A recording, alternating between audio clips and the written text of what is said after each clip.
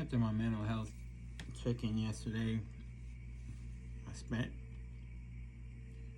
most of yesterday, Wednesday, just in bed, couldn't get up,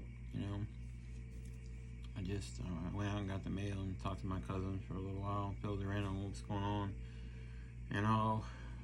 She was worried about me and worried about my mom. And for those of you wondering, I talked to Mom today, still in the hospital. Talked to her Wednesday.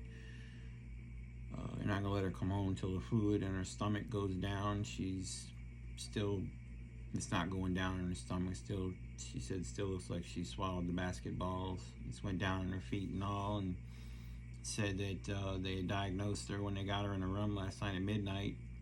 That they had diagnosed her with respiratory failure, and that had we not gotten there in time, when we did, then the outcome would have been much different. And so they're still running tests. They did tests to check and see if she had a hole in her lungs, and she didn't. And they found, I guess through that her heart was okay, and that she needs to take her medicine every day. But she'll be all right from what I gather, and all that. But she's not coming home yet. So, but I spent the day pretty much in bed, just thinking about everything that's happened this year. Something kind of hit me that, I think all my life I've kind of seen, and maybe you all, and the only reason I'm sharing this is because I think maybe a lot of us are this way. That we have been so messed up from childhood that we begin to see ourselves as we've been conditioned since childhood.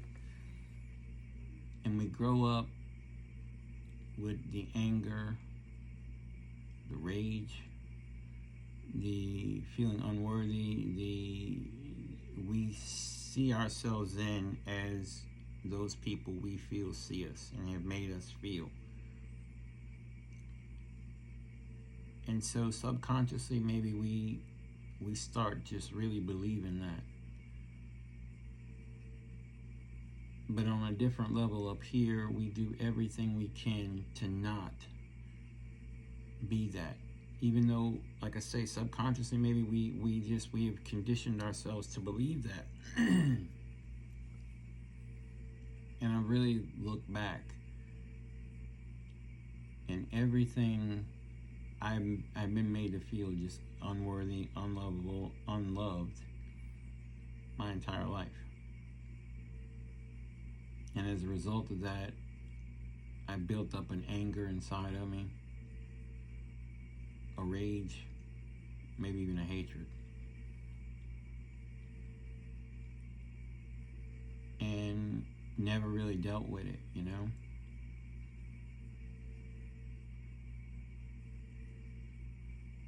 But because of all that, I think about everything I've done in my life, this unnatural need to want to help people. The giving everything I can give, giving gifts to people, just giving, getting more enjoyment out of giving than receiving a gift. Just give, whether it's material items, money, my time, my energy, my everything. I've always done that out of love. Everything I've done in my life, even when it's turned out horrible, because pretty much everything has turned out horrible, I've done out of love.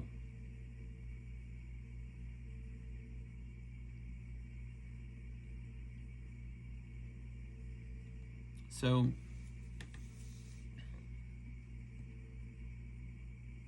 I don't know how to fix it. I don't know, because the bad thing is people that I truly loved saw those things as not love. They saw them as other things, They saw them as me trying to get attention, me trying to maybe buy their love. Maybe I was trying to manipulate them, gaslight them, whatever, saw me as being, a narcissist. I just, whatever, it's always been taken out of context and not seen for what it was. And that only just adds to the anger and the rage and the hatred that gets built up. And with that, you get to not being able to trust. You get the, just all that other stuff. Simply because of the stuff done back when we were a kid.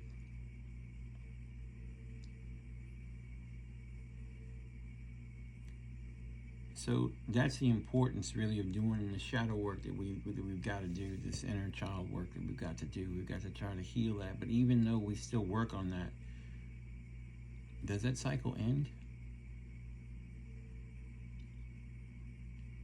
I mean, the older you get, our ways are harder to change, We'll take for me here, being a giver. I don't think I could ever not give. I don't think I could ever not continue to live my life doing what I do out of love. Every person I have helped in every circumstance has been out of love. The giving too much of myself, more than I should, and have been told time and time again, you give too much of yourself, you give too much of your personal self away to people. And you're giving more to these people than they need, than they maybe deserve. Why are you giving gifts to these people when they don't appreciate it? Why are you giving so much? You don't have it to give. Why are you giving it? It's not that I'm trying to buy their attention, their affection, anything like that. It's just, it's who I am. It's who I've always been. I think it's more of a case of I don't want people to feel the way that I have felt since I was a kid, that they're not, that they don't matter, that they do matter, that they are loved, even if by somebody they don't know, or somebody that they're in a relationship with maybe, and that they do love them, truly love them for who they are, not what they can do for you, what they can give you, but you love them. And your way of showing the love is you give and give and give, on top of all the other that goes with it,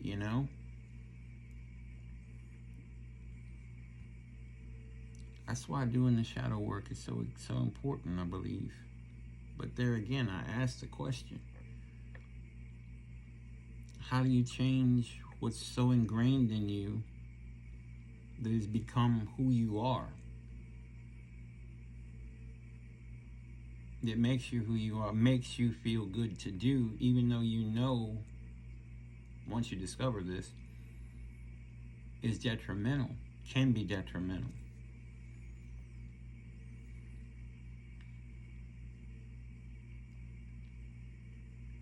I don't know yet.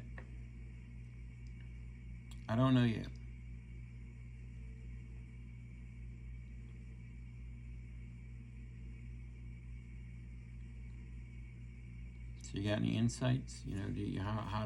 How would you deal with a situation like that? Because I'm telling you, when you come to the point of realizing something like this, and there's some of you out there that really need to get to this point, don't do as I am, kind of like do as I'm kind of advising you here.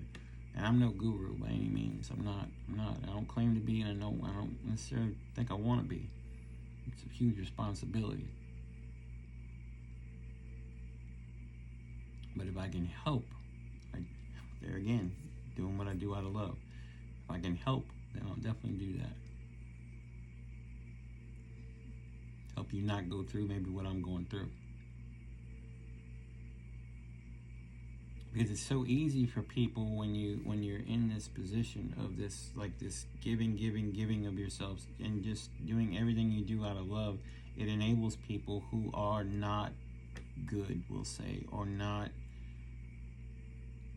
that doesn't have your best interest at heart, that will use you, that will betray you, that will not care about you, that will just have only, their own self interests at heart. They don't have your best interest at heart. They don't have a we mindset. They have only a them mindset. They don't value you. They don't value the relationship you're in with them. They only value themselves. So, because of your giving, your love,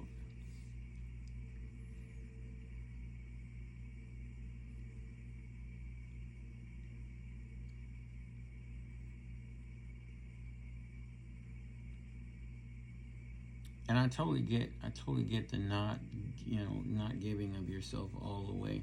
I get that. I do. I get the, not helping every bird with a broken wing. I get that. I really do now.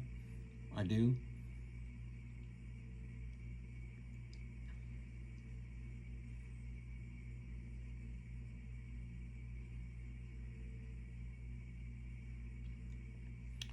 But yeah, here's where the shadow work's important, guys. You may not see it, but here's where therapy is important to help steer you in the direction you need to go into. So I guess the real purpose of this video is to just stress the importance, really, of doing your shadow work, doing that necessary, absolutely necessary things, steps that need to be taken to heal your wounds, so that you're able to maybe break this cycle that you're in, that you're able to really realize, and maybe you can't break the cycle, because I don't think I can break this cycle, but maybe you're able to see it differently, and you can maybe shift it a little bit, you can steer it a little differently, but if you don't do the work, and you don't take the time to really reflect, to take the time to heal, you don't see it, so therefore you just keep doing it. And then you just keep getting hurt over and over and over again, because you just keep drawing in these people that are going to do that to you. At least when you take the time to realize what's going on, take the time to reflect on it, take the time to try to change it, heal it, then you stand a way better chance of not allowing these people into your life that will do these things to you. And I'm not saying that all of those people that have done these things are bad, because I don't believe that's the case. I believe that it's people that are just hurt. It may be hurt as badly as you, maybe worse than you. And they haven't done the work they need to do, or they've done the work they need to do, but they don't know how to deal with your hurt. Maybe that's a better way of looking at it. I think that's absolutely true. That they don't know how to deal with your hurt. They've maybe been hurt similarly, maybe they've been hurt differently, but they don't really understand your hurt, because maybe you haven't conveyed that to them. Maybe that you're not aware of it fully, and maybe it triggers them and scares them. And maybe that's why they run away. Maybe that's a legitimate reason why they run away. Maybe it's not cowardice on their part. Maybe it's that they just are afraid. And I don't consider this type of a situation would be cowardice, but maybe they're afraid because they don't know how to help you. And because of that scares them. They love you so much that they don't know how to help you, but they don't see that you're trying. They don't see that the things that you're struggling with, maybe they're definitely not able to see in your head how you're trying to unravel stuff. Maybe they see you shutting down as being you're just shutting them out. You're doing that out of anger. You're just doing that to hurt me. When in actuality, you're not doing it for that reason. You're shutting down because you happen to try to process things going on, but because they have seen that in their life done in a different way, in a way of maybe anger, of hurt, they don't see it. They don't understand that's your way of coping with things. So maybe that's kind of the situation there. But you don't come to that realization unless you take the time to reflect and take the time to start working on yourself, to really healing the wounds that you have.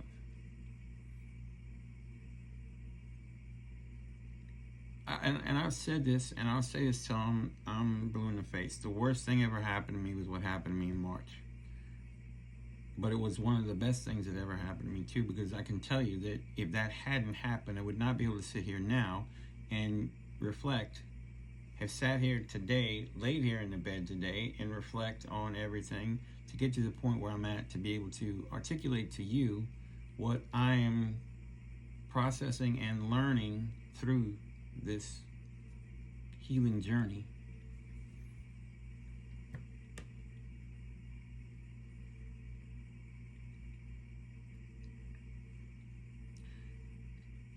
Don't change who you are. Don't change what, makes you you.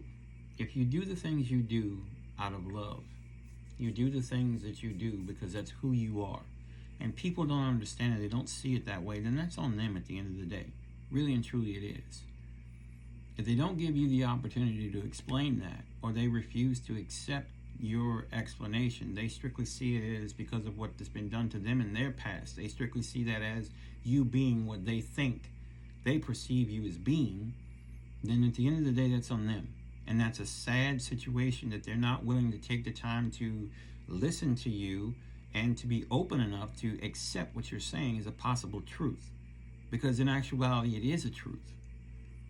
But again, because of what has happened in their past, through people that have hurt them deeply, probably numerous people that have hurt them in the same way, similar manner, they aren't able to understand, they aren't able to comprehend that, because their defense mechanism is to maybe run, to shut you down, shut you out completely. And it's a shame that we do that to each other as a society, that we still do these things to each other.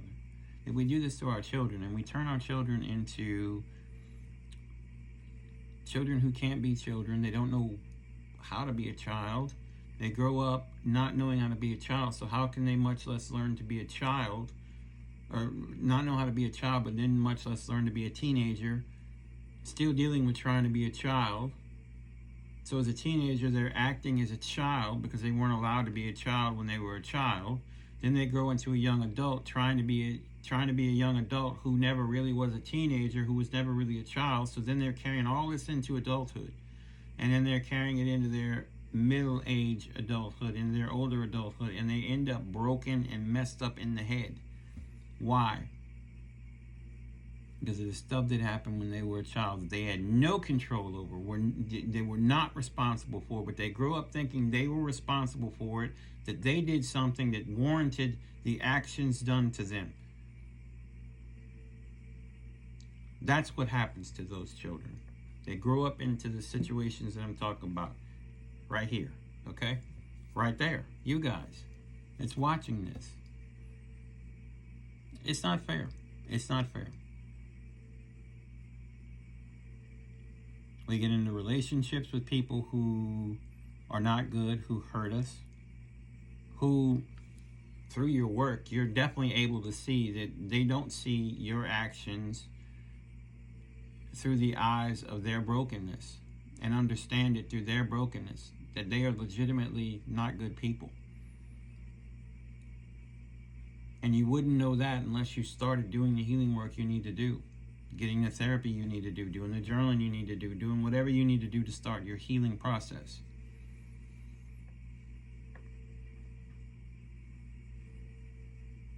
And I can truly see, even now as I'm talking about this, I can see the people in my past, relationship-wise, that have hurt me, and I can see, I can pinpoint the ones that I believe fit their brokenness, because of the way that they were hurt. That they may perceive things differently. Maybe out of fear, they were not able to understand certain things, not everything, but certain things. And I'm able to see that now as a true possibility. And I see the ones that definitely were not this case, that were just not good people.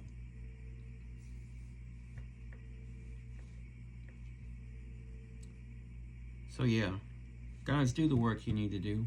Do the work you need to do, because if you don't, you're going to continue to do this. You're going to continue to just allow people that don't maybe perceive your actions, your way of loving, your very being as worthy, as being who you truly are. They see it as something other than that. And they use you, and they manipulate you, and they hurt you, and they leave you more and more broken and broken and broken until you get to the point where you're broken so badly that you don't know which end is up, down, left, or right. Don't let those people, as I said in the video day before yesterday now, don't let them steal your peace. Don't let them steal who you are. Don't let them take that from you. Heal who you were turned into. But at the core, don't change who you are, who you essentially are. Start understanding that you are worthy of love. No matter what these people have made you feel, you are not those things. You are worthy of love. You are. You are valuable.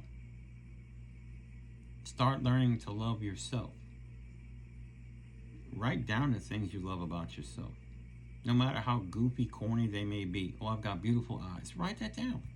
That's something you love about yourself. That's important to you. If it wasn't important to you, it wouldn't come to mind when I asked the question, what about you makes you love yourself? It's truly something you love about yourself. It doesn't sound, I love my feet. There you go, boom. If that's something that comes to your mind, write it down. Don't be ashamed of it. It's what you love about yourself. In time, you can add to this list. Until you truly get it, the switch gets flipped in your head and you really realize how much you truly do love yourself. Healing's not easy, folks. It's not. You're going to make mistakes along the way. You're going to keep making mistakes along the way until it just finally clicks. And, maybe the training wheels, as they say, comes off the bike and you're able to ride a lot better on this journey we call life.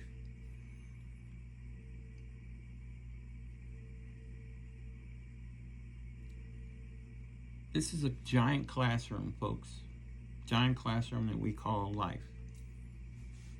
The only problem is, unlike school, we don't get Saturdays and Sundays with life. We don't get 2 days off a week to not learn, to stop learning for the weekend. We're going to learn something every day.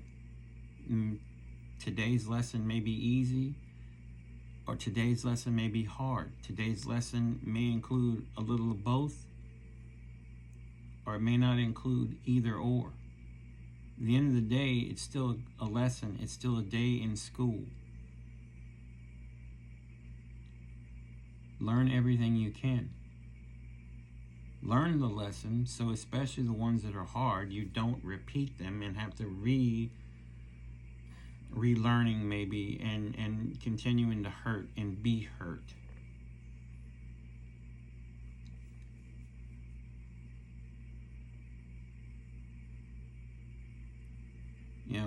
I don't go for this whole thing of God puts on you what you can, only what, the strong. God only gives you what you can handle. I don't buy that. I'm sorry.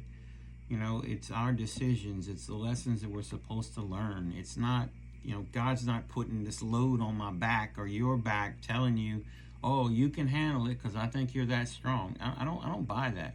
I don't, and I never will. It just doesn't, I'm sorry.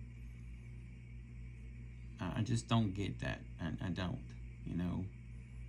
He only gives the hardest things to go through to the strongest people. That's bullshit. Okay? I don't care what you said, it's bullshit.